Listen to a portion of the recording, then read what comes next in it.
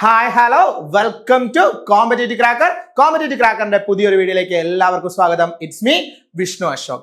നമുക്കറിയാം നമ്മളുടെ junior അക്കൗണ്ടന്റിന്റെ exam അല്ലെ, ആ എക്സാമിന് വേണ്ടി നിങ്ങളെല്ലാം നല്ല രീതിയിൽ പ്രിപ്പയർ ചെയ്തുകൊണ്ടിരിക്കുകയാണ്. നമ്മളുടെ മുന്നിൽ ഒരു വലിയ ഓപ്പർച്യൂണിറ്റി ആണ് ഈ ഒരു എക്സാം നേടിയെടുക്കുക എന്നുള്ളത്. കൃത്യമായിട്ട് പഠിച്ചു കഴിഞ്ഞാൽ നമുക്കൊരു 10 മൊഡ്യൂളാണ് നമ്മളുടെ മുന്നിലുള്ള. ഈ ഒരു 10 മൊഡ്യൂൾ കൃത്യമായിട്ട് പഠിച്ചു കഴിഞ്ഞു കഴിഞ്ഞാൽ നമുക്ക് ഉറപ്പായിട്ടും എന്ത് ചെയ്യാം, നല്ലൊരു റാങ്കിലേക്ക് എത്താം. ഒരു 70 മുകളിലേക്ക് നമുക്ക് മാർക്ക് കിട്ടണം. 100-ൽ ഒരു 70 മുകളിലേക്ക് മാർക്ക് കിട്ടാനായിട്ട് ആ ഒരു രീതിയിലുള്ള പഠനമാണ് നമുക്ക് ആവശ്യമായിട്ടുള്ളത്. നമുക്കറിയാം കേരള ഫിനാൻഷ്യൽ കോർപ്പറേഷന്റെ അസിസ്റ്റന്റ് എക്സാം ഈ കഴിഞ്ഞ ഇടയ്ക്ക് കഴിഞ്ഞിരുന്നു. 73 പോയിന്റ് സംതിങ് ആയിരുന്നു അതിന്റെ ഒരു കട്ട് ഓഫ് എന്ന് പറയുന്നത്. നമുക്കറിയാം എക്സാം വളരെ സിമ്പിൾ ആയിരുന്നു. ഒരുപാട് സ്റ്റേറ്റ്മെന്റ് ഓറിയന്റഡ് ആയിട്ടുള്ള ക്വസ്റ്റ്യനുകളൊക്കെ വന്നിരുന്നു എങ്കിൽ പോലും നമ്മൾ എന്താണ് കൃത്യമായി പഠിച്ച ആളുകളെ സംബന്ധിച്ചിടത്തോളം വളരെ ഈസി ആയിട്ട് ക്രാക്ക് ചെയ്തെടുക്കാൻ പറ്റുന്ന ഒരു എക്സാം ആയിരുന്നു അത്. ആ ഒരു നിലവാരത്തിൽ തന്നെ ആയിരിക്കും നമുക്ക് ഇത്തവണയും ക്വസ്റ്റ്യൻ വരാനായിട്ട് സാധ്യതയുള്ളത്. ഏകദേശം 10 മൊഡ്യൂളുകൾ തന്നെയാണ് നമ്മളുടെ മുന്നിലുള്ളത്. ഈ 10 മൊഡ്യൂളുകളും അതിന്റെ ആ ഒരു വെയിറ്റേജ് വെച്ച് കൃത്യമായി പഠിക്കണം. അപ്പൊ ഇന്ന് ഞാൻ നിങ്ങളുടെ മുന്നിൽ എത്തിയിരിക്കുന്നത് ജൂനിയർ അക്കൗണ്ടന്റിന്റെ വളരെ ഇമ്പോർട്ടന്റ് ആയിട്ടുള്ള ഒരു ഏരിയ ആണ് പാർട്ണർഷിപ്പ് എന്ന് പറയുന്നത്. ആ പാർട്ണർഷിപ്പിൽ തന്നെ വളരെ ഇമ്പോർട്ടന്റ് ആയിട്ടുള്ള ഒരു അക്കൗണ്ട് ആണ് റീവാലുവേഷൻ അക്കൗണ്ട്. എന്ത് അക്കൗണ്ട് ആണ്? Revaluation account. റീവാലുവേഷൻ അക്കൗണ്ടിൽ നിന്ന് ഒരുപാട് ക്വസ്റ്റ്യനുകൾ വന്നിട്ടുള്ളതാണ്. പല എക്സാമുകൾക്കായിട്ട്, കൊമേഴ്സ് റിലേറ്റഡ് ആയിട്ടുള്ള പല എക്സാമുകൾക്കായിട്ട് വന്നിട്ടുള്ളതാണ്. പാർട്ണർഷിപ്പ് ഉണ്ടോ?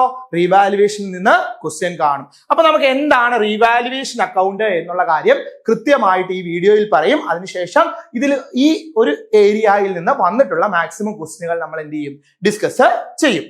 ഇവിടെ നോക്കിയേ, എന്താണ് റീവാലുവേഷൻ അക്കൗണ്ട്? റീവാലുവേഷൻ അക്കൗണ്ട് എന്ന് പറയുന്ന ഒരു നോമിനൽ അക്കൗണ്ട് ആണ്. ഓർത്ത് വെച്ചോണം, റീവാലുവേഷൻ അക്കൗണ്ട് എന്ന് പറയുന്നത് എന്താണ്?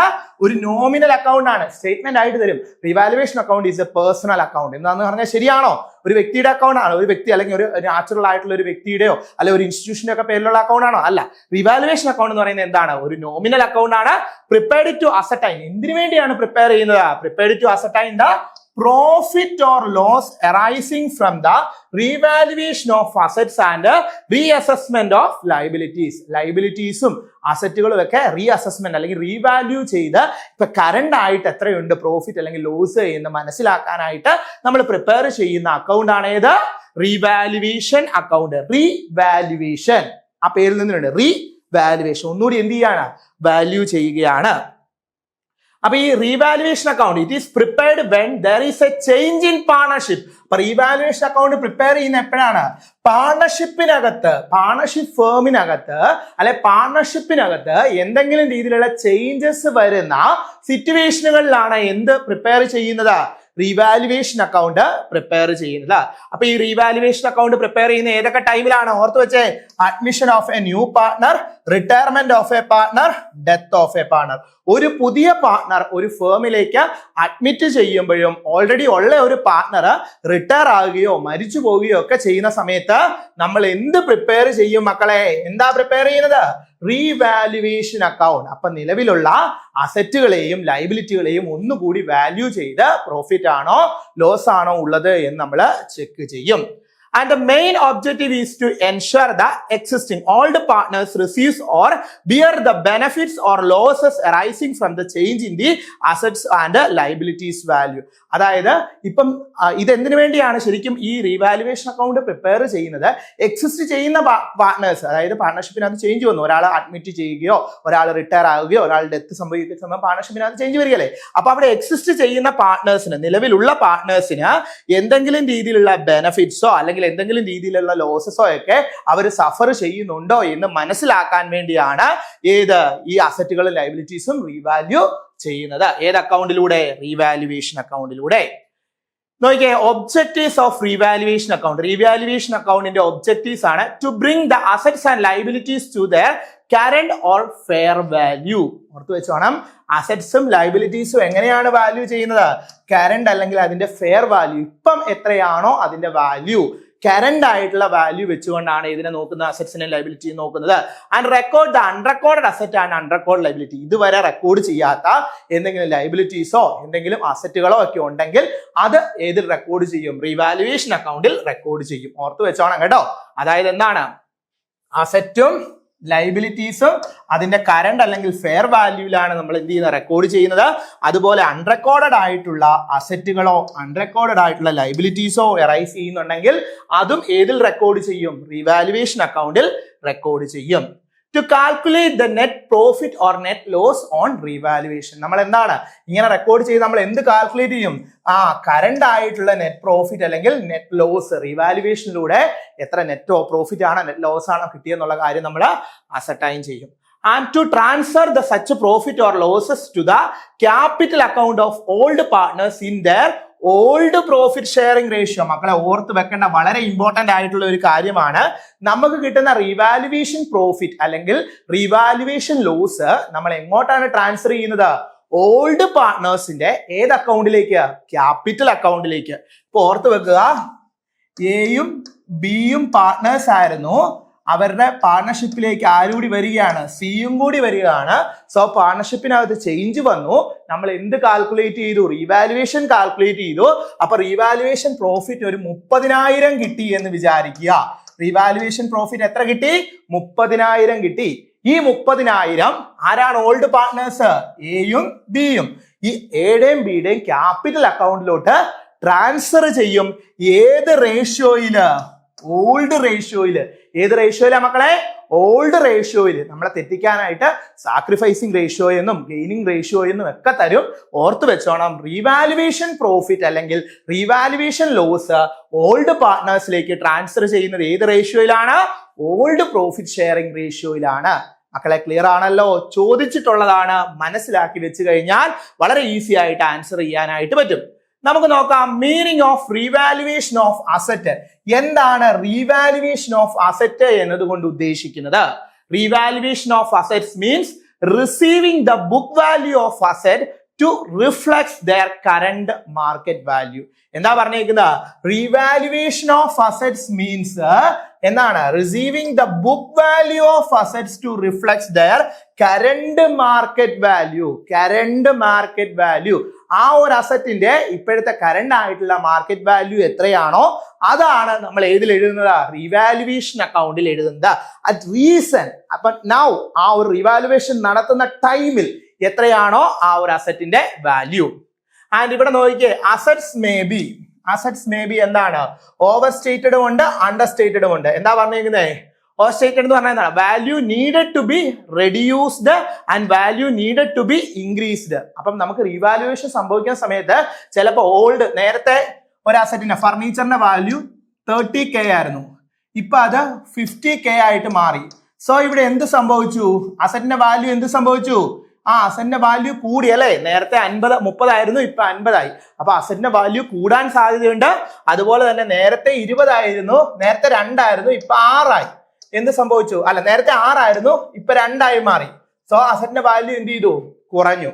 അപ്പൊ അങ്ങനെ രണ്ട് സംഭവിക്കും, ഓവർ സ്റ്റേറ്റഡ് ആകാറുണ്ട്, അണ്ടർ സ്റ്റേറ്റഡ് ആകാറുണ്ട്. അതായത് ഓവർ സ്റ്റേറ്റഡ് എന്ന് പറഞ്ഞു കഴിഞ്ഞാൽ value needed to be reduced, value കുറഞ്ഞു പോവുകയാണ്. അണ്ടർ സ്റ്റേറ്റഡ് എന്ന് പറഞ്ഞാൽ value needed to be increased. അപ്പം കറണ്ട് ആയിട്ടുള്ള വാല്യൂ എത്രയാണോ അത് നോക്കിയിട്ട് അത് വെച്ചിട്ടായിരിക്കും നമ്മൾ എന്ത് ചെയ്യുന്നത്, റീവാലുവേഷനിലേക്ക് ആ ഒരു ചേഞ്ചസ് ആയിരിക്കും റെക്കോർഡ് ചെയ്യുന്നത്. Revaluation ensure that assets are shown at realistic value in the new partnership. നോക്കിയേ, എന്താണ് റീവാലുവേഷനകത്ത് എൻഷുർ ചെയ്യുന്നത്, എന്താണ് അസറ്റ്സിന്റെ ഏത് വാല്യൂ ആണ്, shown at the realistic value in the new partnership. ഓർത്ത് വെച്ചോണം കേട്ടോ, കൃത്യമായി മനസ്സിലാക്കി പോവുക. അടുത്തത് നോക്കിയേ, നമുക്ക് നോക്കാം എന്താണ് റീഅസസ്മെന്റ് ഓഫ് ലൈബിലിറ്റി എന്ന് പറഞ്ഞു കഴിഞ്ഞാൽ. Reassessment of liability means adjusting the liability to the true and fair value. അതായത് ലൈബിലിറ്റികളുടെ ട്രൂവും ഫെയറുമായിട്ടുള്ള വാല്യൂവിൽ ലൈബിലിറ്റി എന്ത് ചെയ്യാണ്, അഡ്ജസ്റ്റ് ചെയ്യുകയാണ്. എന്തുകൊണ്ട് ഉദ്ദേശിക്കുന്നത്, റീഅസസ്മെന്റ് ഓഫ് ലൈബിലിറ്റി എന്നതുകൊണ്ട് ഉദ്ദേശിക്കുന്നത്. The liability may be, liability എങ്ങനെയാകാം, increase due to the additional obligations. Additional ആയിട്ടുള്ള എന്തെങ്കിലും ഒബ്ലിഗേഷൻസ് വന്ന ആ ലൈബിലിറ്റിയുടെ വാല്യൂ എന്ത് ചെയ്യാനുള്ള സാധ്യതയുണ്ട്, കൂടാനുള്ള സാധ്യതയുണ്ട്. അതുപോലെ decrease due to over provision or സെറ്റിൽമെന്റിലൂടെയോ പ്രൊവിഷനിലൂടെയോ ഒക്കെ അതിന്റെ വാല്യൂ കുറയാനുള്ള സാധ്യതയുമുണ്ട്. അപ്പം അസറ്റിനെ പോലെ തന്നെ ലൈബിലിറ്റിക്കും എന്താണ്, കൂടാനും കുറയാനുമുള്ള സാധ്യതയുണ്ട്. It ensure that the liabilities are not misstated and the time of partnership change. അപ്പൊ പാർട്ണർഷിപ്പിനകത്ത് ആ ചേഞ്ച് വരുന്ന സമയത്ത് കറക്റ്റ് ആയിട്ടുള്ള ആക്യുറേറ്റ് ആയിട്ടുള്ള ലൈബിലിറ്റി എത്രയാണ് എന്ന് കണ്ടെത്തി അത് റെക്കോർഡ് ചെയ്ത് പോവുകയാണ് ഏതിൽ ചെയ്യുന്നത്, റീവാലുവേഷൻ അക്കൗണ്ടിൽ ചെയ്യുന്നത്. ഇവിടെ നോക്കിയാൽ മക്കളെ, റീവാലുവേഷൻ അക്കൗണ്ടിന്റെ ഒരു ഫോർമാറ്റ് ആണ് ഇത്. കൃത്യമായി പഠിക്കണം ഈ ഫോർമാറ്റ്. ഈ അക്കൗണ്ടിന്റെ പേരെന്താണ്? Revaluation account. നോക്കിയാൽ ഈ സൈഡിലുള്ളതെല്ലാം, അതായത് നമ്മളുടെ ഏത് സൈഡാണ്? ഡെബിറ്റ് സൈഡിലുള്ളതെല്ലാം ടൂവും ക്രെഡിറ്റ് സൈഡിലുള്ളതെല്ലാം എന്താണ്? ബൈയുമാണ്. നിങ്ങൾ ഇത് കാണാതെ പഠിക്കാതെ തന്നെ നിങ്ങൾക്ക് ഞാൻ സിമ്പിൾ ആയിട്ട് ഒരു കാര്യം പറഞ്ഞുതരാം. നിങ്ങൾക്കറിയാലോ, നിങ്ങൾക്ക് സന്തോഷം വരുന്നത്, നിങ്ങളെ ഹാപ്പി ആക്കുന്ന കാര്യങ്ങളെല്ലാം ഏത് സൈഡിൽ എഴുതുക? ക്രെഡിറ്റ് സൈഡിൽ എഴുതുക. റീവാലുവേഷൻ അക്കൗണ്ടിന്റെ ക്രെഡിറ്റ് സൈഡിലാണ് നിങ്ങളെ ഹാപ്പി ആക്കുന്ന കാര്യങ്ങളെല്ലാം എഴുതുന്നത്. ഉദാഹരണം പറഞ്ഞു കഴിഞ്ഞാൽ, നിങ്ങൾക്ക് ഒരു അസറ്റിന്റെ വാല്യൂ 30K ആയിരുന്നു അല്ലെ, 30,000 രൂപയായിരുന്നു ഒരു അസറ്റിന്റെ വാല്യൂ. നിങ്ങൾ റീവാല്യൂ നടത്തിയപ്പോൾ അതിന് എത്ര രൂപയായി? 60K ആയിട്ട് മാറി. അതായത് എത്രയാണ്? നിങ്ങൾക്ക് അസറ്റിന്റെ വാല്യൂ കൂടി. അസറ്റിന്റെ വാല്യൂ, നമ്മളുടെ ആസ്തി കൂടി എന്ന് പറഞ്ഞാൽ നമുക്ക് സന്തോഷമല്ലേ? അപ്പൊ അസറ്റിന്റെ വാല്യൂ കൂടിയാൽ നമ്മൾ എന്ത് ചെയ്യണം? ക്രെഡിറ്റ് സൈഡിൽ അല്ലെ? അസറ്റിന്റെ വാല്യൂ കൂടിയാൽ ക്രെഡിറ്റ് സൈഡിൽ increase the asset value. Asset value increase ചെയ്യുക ഇവിടെ വരും അല്ലെ. ഇനി ലൈബിലിറ്റിയുടെ വാല്യൂ, നമുക്ക് ഉണ്ടായിരുന്ന ഒരു ബാധ്യത, നമുക്ക് ക്രെഡിറ്റേഴ്സ് ഒരു 10K ഉണ്ടായിരുന്നു. നമ്മൾ രണ്ടാമത് റീവാലുവേഷന്റെ സമയത്ത് വാല്യൂ ചെയ്തപ്പോഴത്തേക്കിന് ക്രെഡിറ്റേഴ്സ് എത്രയേ ഉള്ളൂ? 6K ഉള്ളൂ. 6 എന്നാണ്. നമുക്ക് എത്രയായിരുന്നു? 10K അല്ലെ, 10,000 ഉണ്ടായിരുന്നു. അത് എത്രയായിട്ട് മാറി? 6,000 ആയിട്ട് മാറി അല്ലെ. അപ്പം നമുക്ക് അത്രയും കുറവ് വന്നു അല്ലെ. ലൈബിലിറ്റിയുടെ വാല്യൂ കുറഞ്ഞാൽ നമ്മൾ എന്താണ്? ഹാപ്പിയാണോ അൺഹാപ്പിയാണോ? ഹാപ്പിയാണ്. അപ്പം ഡിക്രീസ് ലൈബിലിറ്റി ഡിക്രീസ് ചെയ്താൽ എന്താണ്? നമ്മൾ ഹാപ്പിയാണ്. സോ അതും എവിടെ വന്നു? ക്രെഡിറ്റ് സൈഡിൽ വന്നു. ഇനി നമുക്ക് നേരത്തെ ഒന്നും നമ്മൾ അസറ്റ് ഉള്ളതായിട്ട് നമുക്ക് അറിവില്ലായിരുന്നു. നമ്മൾ റീവാല്യൂ നടത്തിയ സമയത്ത് നമ്മളുടെ പേരിൽ എന്തുണ്ട്? ഒരു മെഷീനറിയും കൂടി കിടപ്പുണ്ട്. ഏകദേശം 50,000 രൂപ വിലയുള്ള ഒരു മെഷീനറിയും കൂടി നമ്മളുടെ കൈ കിടപ്പുണ്ട്. നമുക്ക് ഹാപ്പി അല്ലേ? നമുക്ക് അൺറെക്കോർഡഡ് ആയിട്ടുള്ള ഒരു അസറ്റ് വന്നു.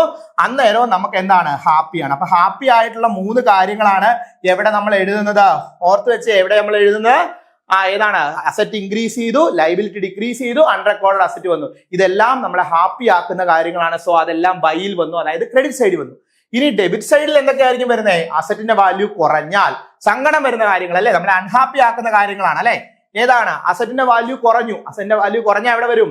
ഡെബിറ്റ് സൈഡിൽ വരും. ലൈബിലിറ്റിയുടെ വാല്യൂ കൂടിയാൽ നമുക്ക് ഹാപ്പിയാണോ? ബാധ്യത കൂടിയാൽ ഹാപ്പിയാണോ? അൺഹാപ്പിയാണ്. സോ അതും എവിടെ വന്നു? 2ൽ വന്നു. ഇനി അടുത്തത് അൺറെക്കോർഡഡ് ലൈബിലിറ്റി. നേരത്തെ ഒരു ലൈബിലിറ്റി ഇല്ലായിരുന്നു. നിങ്ങൾ റീവാല്യൂ ചെയ്ത സമയത്ത് ഒരു ലൈബിലിറ്റി കയറി വന്നു. നിങ്ങൾക്ക് സങ്കടമല്ലേ? അപ്പൊ അങ്ങനെയുള്ള കാര്യങ്ങളാണ് എവിടെ വരുന്നത്? 2 സൈഡിൽ വരുന്നത്. ഇനി ഇത് കണക്ക് ചെയ്യാനൊന്നും ചോദിക്കില്ല, പക്ഷെ നമുക്ക് എന്താണ്? ജേണൽ എൻട്രി ചോദിക്കും. നോക്കിക്കേ, ഞാൻ പറഞ്ഞു ഇവിടെ 2ഉം ഇവിടെ ബൈയും ആണ്. അപ്പൊ ഓർത്ത് വെച്ചേ, ഇപ്പം അസറ്റ് ഇൻക്രീസസ് ആണ്. അസറ്റ് ഇൻക്രീസ് ചെയ്ത് കഴിഞ്ഞാൽ ബൈയിലാണ്. So asset account debtor to revaluation. അല്ലെ, അസറ്റ് മേളി വന്നു അല്ലെ. അസറ്റ് അക്കൗണ്ട് ഡെറ്റർ ടു എന്ത് വന്നു? റീവാലുവേഷൻ വന്നു. ഇനി അടുത്ത നോക്കിയാൽ ലൈബിലിറ്റി ഡിക്രീസസ് ആണ്. സോ എന്താണ്? ലൈബിലിറ്റി മേളി വന്നു അല്ലെ. ലൈബിലിറ്റി അക്കൗണ്ട് ഡെറ്റർ ടു എന്താണ്? റീവാലുവേഷൻ. ഇവിടെ നോക്കിയാൽ അസറ്റ് ഡിക്രീസ് ആണ്.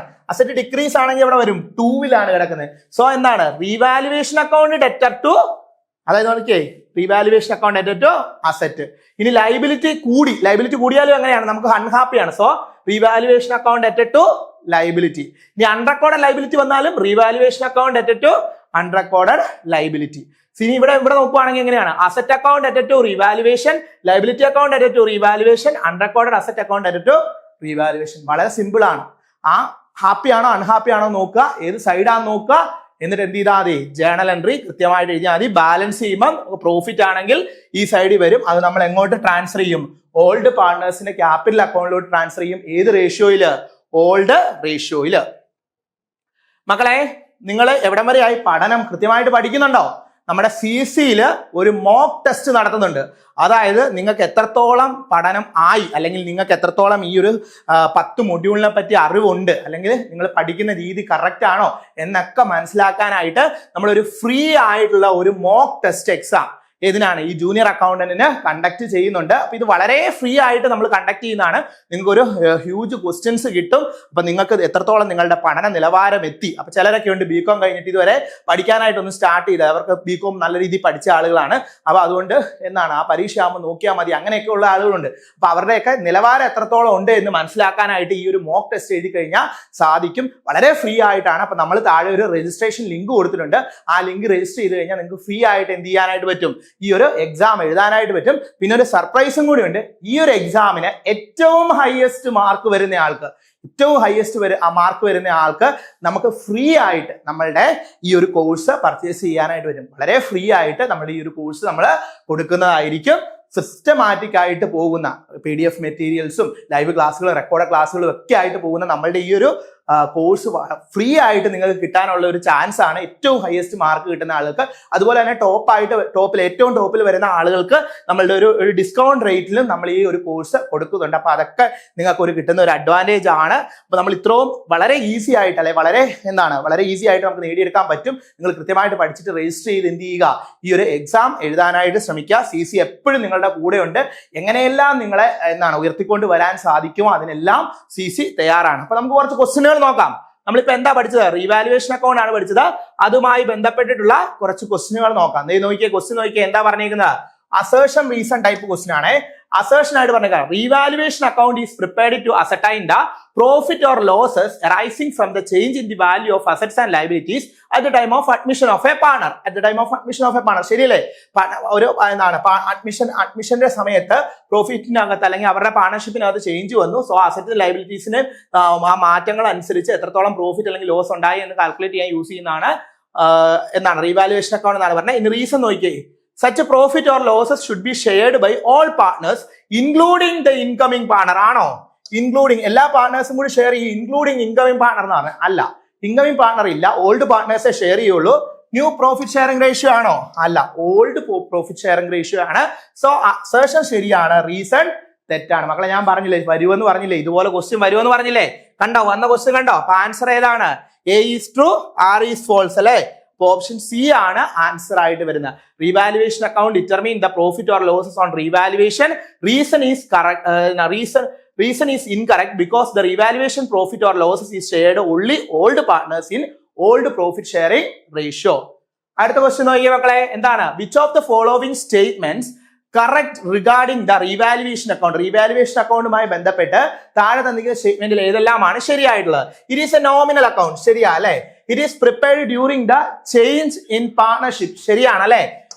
അടുത്ത നോക്കിയേ, balance is transferred to capital account of all partners. എല്ലാ പാർട്ട്നേഴ്സിലോട്ടും പോകുന്നുണ്ടോ? ഇല്ല, ഓൾഡ് പാർട്ട്നേഴ്സിലേക്ക് മാത്രമേ പോകുന്നുള്ളൂ. സോ അത് തെറ്റാണ്. New partner share revaluation profit new partner കൊടുക്കുമോ? അതുമില്ല. അപ്പൊ 1ഉം 2ഉം ആണ് ശരിയായിട്ടുള്ളത്. അപ്പൊ ഓപ്ഷൻ ഏതാണ്? ഓപ്ഷൻ ബി ആണ് ആൻസർ ആയിട്ട് വരുന്നത്. മക്കളെ വളരെ സിമ്പിൾ ക്വസ്റ്റ്യൻ അല്ലെ? വളരെ സിമ്പിൾ ക്വസ്റ്റ്യൻ ആണ്. Option balance is transferred to capital accounts of all partners. അത് തെറ്റാണ് കേട്ടോ. ഓൾഡ് പാർട്ട്നേഴ്സിന്റെ എല്ലാ പാർട്ട്നേഴ്സിന്റെ ക്യാപിറ്റൽ അക്കൗണ്ടിലോട്ട് പോകുകയല്ല. റീവാലുവേഷന്റെ ബാലൻസ് അല്ലെ റീവാലുവേഷന്റെ പ്രോഫിറ്റ് എങ്ങോട്ട് മാത്രമേ പോകത്തുള്ളൂ? ഓൾഡ് പാർട്ട്നേഴ്സിന് മാത്രമേ പോകത്തുള്ളൂ. അടുത്ത നോക്കിയേ മക്കളെ, അടുത്ത ക്വസ്റ്റ്യൻ നോക്കിയേ, ഏതാണ്? അസേർഷൻ ആൻഡ് റീസൺ ക്വസ്റ്റ്യൻ ആണ്. നോക്കിയേ, increase in the value of asset is credited to revaluation account. നോക്കിയേ, increase in the value of asset credited to revaluation account. അസറ്റിന്റെ വാല്യൂ കൂടിയാൽ ഹാപ്പി അല്ലേ മക്കളെ? അസറ്റിന്റെ വാല്യൂ കൂടിയാൽ ഹാപ്പിയാണ്. സോ അത് ഏത് സൈഡിലാണ് എഴുതുന്നത്? ക്രെഡിറ്റ് സൈഡിൽ അല്ലെ? Increase in the value of assets is credited to revaluation account. ശരിയാണ്. നോക്കിയേ, increase in the value of asset result in profit of the firm. ശരിയല്ലേ? അസറ്റിന്റെ വാല്യൂ കൂടുക എന്ന് പറഞ്ഞാൽ ഫേമിനെ സംബന്ധിച്ചിടത്തോളം പ്രോഫിറ്റ് ആണ്. രണ്ടും ശരിയാ അല്ലെ? Both A and R are true. R is the correct explanation of assertion. So answer ഏതാണ്? എ ആണ് ആൻസർ ആയിട്ട് വരുന്നത്. അടുത്ത ക്വസ്റ്റ്യൻ നോക്കിയേ, at the time of admission of a partner, ഒരു പുതിയ പാർട്ണറെ അഡ്മിറ്റ് ചെയ്യുമ്പോൾ an unrecorded liability is discovered. ഒരു അൺറെക്കോർഡഡ് ലൈബിലിറ്റി ഉണ്ടായി. What is the correct treatment? Unrecorded liability എവിടെയാ മക്കളെ എഴുതുന്നത്? അൺറെക്കോർഡഡ് ലൈബിലിറ്റി ഹാപ്പി ആണോ? അൺറെക്കോർഡ് ലൈബിലിറ്റി ഇല്ലാത്ത ഒരു ലൈബിലിറ്റി ഉണ്ടായി, നമ്മളെ സംബന്ധിച്ചിടത്തോളം അൺഹാപ്പി ആണ്. സോ നമ്മൾ ഏത് സൈഡിൽ എഴുതും? റീവാലുവേഷൻ അക്കൗണ്ടിന്റെ ഏത് സൈഡിൽ എഴുതും? ഡെബിറ്റ് സൈഡിൽ എഴുതും അല്ലെ? Debited to revaluation account. ഞാൻ പറഞ്ഞില്ലേ ക്വസ്റ്റ്യൻ വരും, ക്വസ്റ്റ്യൻ വന്നിട്ടുണ്ട്. അതുകൊണ്ടാണ് കൃത്യമായി അത് മനസ്സിലാക്കി വെക്കണം കേട്ടോ. ഓപ്ഷൻ ബി ആണ് answer. Unrecorded liability represent a loss, debited to revaluation account. അടുത്ത നോക്കിയേ, book value of machinery. Book value of machinery എത്രയാണ് തന്നേക്കുന്നത്? 5000 ആണ്. റീവാല്യൂ ചെയ്തപ്പോ എത്രയായിട്ട് മാറി? ബുക്ക് വാല്യൂ ഓഫ് മെഷീനറി 5 ലക്ഷമാണ്. റീവാല്യൂ ചെയ്തപ്പോ 4,20,000 ആയിട്ട് മാറി. സോ മെഷീനറിയുടെ വാല്യൂ കുറഞ്ഞു അല്ലെ? അസറ്റിന്റെ വാല്യൂ കുറഞ്ഞു. അസറ്റിന്റെ വാല്യൂ എത്രയാ കുറഞ്ഞേക്കുന്നത്? 5 ലക്ഷമായിരുന്നത് 4,20,000 ആയിട്ട് മാറി. സോ എത്ര കുറഞ്ഞു? 80,000 കുറഞ്ഞു. 80,000 കുറഞ്ഞു. ഈ കുറഞ്ഞ അസറ്റിന്റെ വാല്യൂ കുറഞ്ഞാൽ ഹാപ്പി ആണോ അൺഹാപ്പി ആണോ? അൺഹാപ്പി ആണ്. സോ അത് എവിടെ വരും? ഡെബിറ്റ് സൈഡ് വരും. ഡെബിറ്റ് സൈഡ് വന്നു കഴിഞ്ഞാൽ റീവാലുവേഷൻ അക്കൗണ്ടിൽ ഡെബിറ്റ് ചെയ്യും. എത്ര? 80,000. മനസ്സിലാകുന്നുണ്ടോ? ക്ലിയർ ആകുന്നുണ്ടോ? ഞാൻ പറഞ്ഞില്ലേ ഇങ്ങനെ ക്വസ്റ്റ്യൻ വരും. ക്വസ്റ്റ്യൻ വന്നു കഴിയുമ്പോൾ മനസ്സിലാക്കണം. Decrease in the value of asset is losses or evaluation account എന്ത് ചെയ്യും? ഡെബിറ്റ് ചെയ്യും. മക്കളെ, നമ്മുടെ CC-യിൽ ക്ലാസ്സുകൾ അവൈലബിൾ ആണ്. കൃത്യമായിട്ട് പോകുന്ന ക്ലാസ്സുകളാണ് അല്ലെ.